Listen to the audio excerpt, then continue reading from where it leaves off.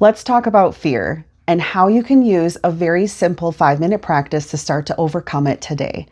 Now, it is really important to note that there are 2 different types of fear. Now, the first kind of fear is if you were standing in front of a hungry lion and it was charging at you, your body would be getting into fight or flight, and that would be pretty scary. We wouldn't want to be experiencing that. That is genuine fear. But the problem is that most of us experience the false kind of fear. And fear is an acronym for false evidence appearing real, where your body gets into fight or flight, your brain, your fear center gets inflamed, and it believes that there is an actual threat in front of you. But it would be as if you can't pay your rent that month, or you aren't sure how you're going to pay your rent that month, or how you're going to afford groceries, or something along the lines of that. Now, the science behind this is that when we have the fear center of our brain called the amygdala, and when the amygdala even has a perceived threat, it will start to become inflamed. And when it does that, it stops talking to the logical brain. The connection isn't there. So if you've ever tried to just calm down when you're feeling really scared about something, it can be really hard just to calm down. And that's why, because your logical brain is not kicked on at that point. Now, the other thing that's happening is that your brain and your mind, your body too, your nervous system, it doesn't know time. It only thinks of everything as here in the present moment. So let's just say last month you were late with paying your rent, and now that date is coming up again for this month. Your brain is automatically going to think that you are in last month's potential threat, and it's going to start to kick on that amygdala again. So then it's not talking to the logical brain. We can't make reason out of something. We can't calm down. And then we start to perpetuate this over and over and over. And whatever comes up for you as I'm saying this, it could be rent, it could be groceries, that's more money, it could be a person, it could be a relationship. And one thing to note is that when your brain doesn't know time, that means that it's a past version of you, where that fear is still coming up in that past version of you, making it feel like it's happening right here in the present. And now it's affecting your potential future. So then this is why people get in these loops with their past coming up over and over and over, because the mind, the brain, the nervous system only knows the present moment. And it can believe that when that fear is triggered, it's something from the past happening again right now. Now, the one thing that makes fear increase over time is resistance. And that's the problem, is that when we have fear come on, or it gets kicked on by fight or flight, a lot of us tend to try to just shove it down, pretend like it's not there, try to just calm ourselves down, distract ourselves, avoid it, along those different lines. And let me know in the comments if any of this resonates with you, or your way that you have dealt with fear in the past.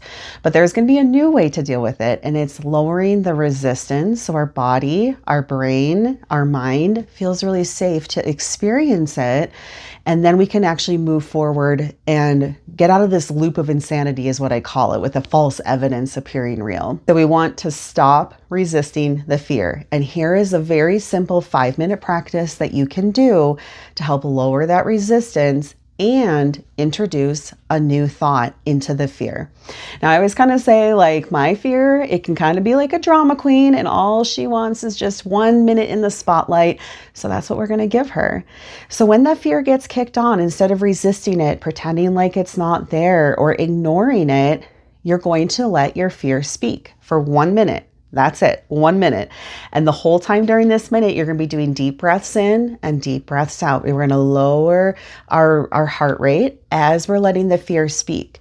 Now, that's the thing, is that our fear will get kicked on over and over and over, because it wasn't attuned to. It was kind of ignored. And sometimes our fear just wants to be heard. You don't have to agree with it, but it just wants to be heard.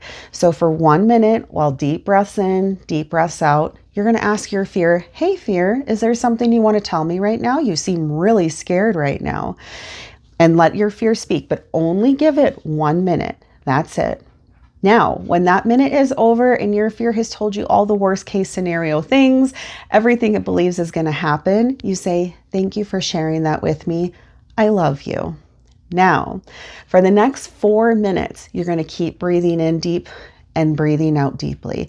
Nice and slow, in and out. And then you're going to bring in best case scenario. What are all the ways that it could work out for you? What could be best case scenario? Could you open yourself up to miracles? Could there be something else you're learning right now?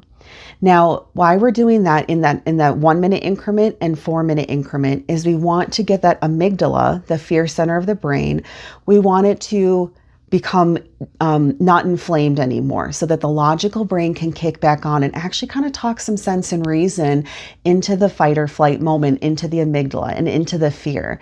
And this is extremely powerful because we are not trying to resist the fear. We're letting it have 1 minute in the spotlight, but then the truth. What could be the truth, right? Because if it's false evidence appearing real and we want to bring ourselves into the present moment, we want to introduce a new thought, maybe something the fear hadn't thought of before because it couldn't think of anything new when it was running rampant, right?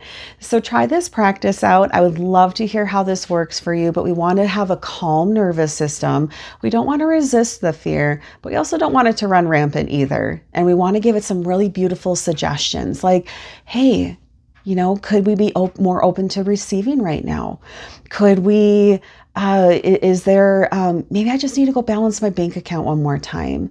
Maybe I, have miracles happen to me all the time. So there's so many different beautiful scenarios that could happen. And when we talk about infinite possibilities, when the fear is kicked on, it's only usually thinking about 1 or 2 worst case scenario possibilities. But if we don't want to limit ourselves, then get imaginative, tune into your intuition in those extra 4 minutes, see what comes up. You can journal about it. You can leave a comment here on your experience, and I would love to hear how it goes for you.